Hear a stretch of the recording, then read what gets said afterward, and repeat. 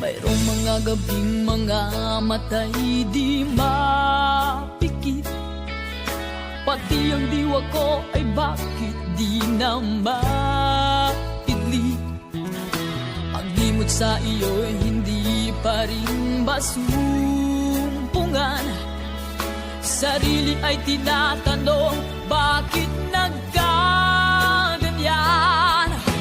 Umasa ng anong tagal dahil akala ko ako na ang lahat-lahat para sa tulad mo. Malilimutan ko pa ba ang bighating ito? Ngayong tuluyan na